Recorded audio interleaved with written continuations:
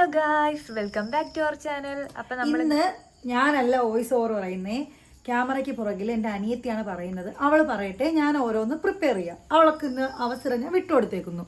ഇന്ന് ചാള അച്ചാർ ഉണ്ടാക്കുന്നേ. അവൾക്കിന്ന് ചാളാച്ചാർ തിന്നണമെന്നൊരാഗ്രഹം. ഞാൻ ഉണ്ടാക്കിയ കഥ ഇവിടെ വന്ന് പറഞ്ഞപ്പം അപ്പം ഞാൻ വിചാരിച്ചു ഉണ്ടാക്കി കൊടുക്കാൻ പാവമല്ലേന്ന്. ഇതിപ്പോൾ ഞാൻ ചേർത്തേക്കുന്നത് മഞ്ഞൾപ്പൊടി, ഉപ്പ്, അതുപോലെ തന്നെ മുളക് പൊടി, കുരുമുളക് പൊടി, ഇത്രയും ഇട്ട് ഈ മീൻ നല്ലോണം ഞാൻ മസാല വെച്ച് പിടിപ്പിച്ചിട്ടുണ്ട്.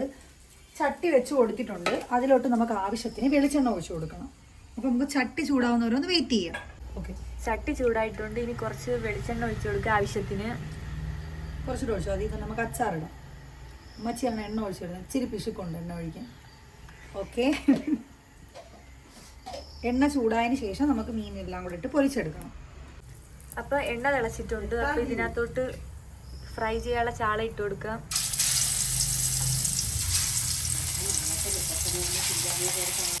അപ്പോൾ ഗായ്സ്, ചാളയെല്ലാം നന്നായിട്ട് മൂത്ത് വന്നിട്ടുണ്ട്. ഇനി ഇതെല്ലാം കൂടെ ഒന്ന് കോരി എടുക്കണം. പാത്രത്തിലോട്ട് മാറ്റാം. ഇത് ഫസ്റ്റ് ട്രിപ്പാണ്. സെക്കൻഡ് ട്രിപ്പ് ഇതുപോലെ നമ്മൾ അടുത്തത് പൊരിച്ചെടുക്കുന്നുണ്ട്. ഇനി വറുക്കാനുള്ള ചാളയെല്ലാം എന്താ ഇവിടെ സെറ്റ് ആയിട്ടിരിക്കൊണ്ട് നമുക്ക് ഇട്ട് കൊടുക്കാം. അപ്പോൾ ഫ്രൈ ചെയ്തെല്ലാം സെറ്റാക്കി വെച്ചിട്ടുണ്ട്. ഇനി അടുത്ത ഇത് അച്ചാറിടാനുള്ള പരിപാടിയാണ്. അപ്പം നമുക്ക് വീഡിയോയിലോട്ട് പോകാം. അപ്പോൾ നേരത്തെ ഫ്രൈ ആക്കി എണ്ണ തന്നെ എടുക്കുന്നേ. ഇനി ഇതിലോട്ട് ഉലുവ ഇട്ട് കൊടുക്കാം.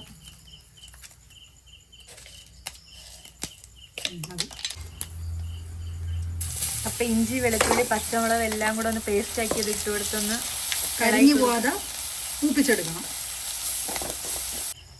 അപ്പോൾ ഇതിലോട്ട് മഞ്ഞൾപ്പൊടി ഇട്ട് കൊടുക്കാം ആവശ്യത്തിന്. അടുത്തത് മുളക് പൊടി ഇട്ട് കൊടുക്കാം. ഇപ്പം ഞാൻ ഇതിൽ തീ ഓഫ് ചെയ്തിട്ടാണ് മസാല ഇട്ട് കൊടുക്കുന്നത്. കാര്യം എന്ന് വെച്ചാൽ അല്ലെങ്കിൽ ഇത് കരിഞ്ഞു പോകാനുള്ള ചാൻസ് ഉണ്ട്. പിന്നെ അച്ചാർ ഒന്നിനും കൊള്ളൂല. അതുകൊണ്ട് നമുക്ക് ഇപ്പം ജസ്റ്റ് ഒന്ന് ഇതൊന്ന് ഇളക്കി മിക്സ് ചെയ്തിട്ട് ഞാൻ ഗ്യാസ് കത്തിക്കുന്നേ ഉള്ളൂ. ആവശ്യത്തിന് കായപ്പൊടിയും കൂടെ ഇട്ട് കൊടുക്കാം.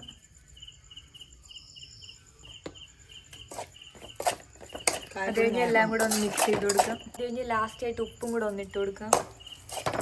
ഇപ്പം മസാലയുടെ പരിപാടി ഇവിടെ ഏകദേശം കഴിഞ്ഞിട്ടുണ്ട്. നമുക്ക് നേരത്തെ ഞാൻ മീൻ പൊരിച്ച ആ മസാല, സെയിം മസാല തന്നെയാണ്.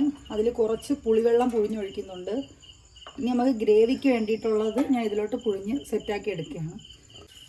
അപ്പോൾ ആ ഗ്രേവി നമുക്കൊന്ന് ഒഴിച്ചു കൊടുക്കാം. എന്നിട്ട് ഇതെല്ലാം കൂടെ ഒന്ന് മിക്സ് ചെയ്ത് കൊടുക്കണം. അപ്പോൾ ഈ എല്ലാം കൂടെ സെറ്റ് ആവത്തുള്ളൂ. ഇനി മെയിൻ താരമുണ്ട്. ഇത് തിളച്ചതിന് ശേഷമാണ് നമ്മൾ ഇതിലോട്ട് വിനാഗിരി ഒഴിച്ചു കൊടുക്കുന്നത്. ഇനി നമുക്കിത് ഉപ്പൊക്കെ ഉണ്ടാകുന്ന ജസ്റ്റ് ഒന്ന് നോക്കട്ടെ. അപ്പോൾ നമ്മൾ ഫ്രൈ ചെയ്ത് സെറ്റാക്കി വെച്ച മീൻ നമുക്ക് ഈ ഗ്രേവിയിലോട്ടൊന്ന് ഇട്ട് കൊടുക്കണം. ഇതെല്ലാം നല്ല രീതിയിൽ യോജിപ്പിച്ചെടുക്കണം. മീനൊന്ന് പൊടിഞ്ഞു പോകാത്ത രീതിയിൽ നന്നായിട്ടൊന്ന് മിക്സ് ആക്കണം. ഇത് വറ്റണം, എന്നാലേ ഇതിലോട്ട് മസാല പിടിച്ച് ആ ടേസ്റ്റ് ഒക്കെ ഒന്ന് വരത്തുള്ളൂ. ലാസ്റ്റത്തെ മെയിൻ താരമാണ്. ഇതോടെ ആകുമ്പോൾ നമ്മുടെ അച്ചാർ റെഡി. ആവശ്യത്തിന് ഒഴിച്ചു കൊടുത്താൽ മതി. ചീത്തയാവാതിരിക്കാൻ വേണ്ടിയാണ് നമ്മൾ വിനാഗിരി ചേർക്കുന്നത്. പിന്നെ കുറച്ച് ടേസ്റ്റും കൂടെ കിട്ടും. നമുക്കിപ്പോൾ നമ്മൾ ഓഫീസിൽ പോകുമ്പോഴും പഠിക്കാൻ പോകുമ്പോഴൊക്കെ കൊണ്ടുപോകാൻ വേണ്ടിയിട്ട് ജസ്റ്റ് ഇട്ട് വെച്ചതാണ് അച്ചാർ. അപ്പോൾ വിനാഗിരി ഒഴിച്ചില്ലെങ്കിൽ പെട്ടെന്ന് ചീത്തയായി പോകും. മീനച്ചാർ കുറേ ദിവസം ഇരിക്കണം.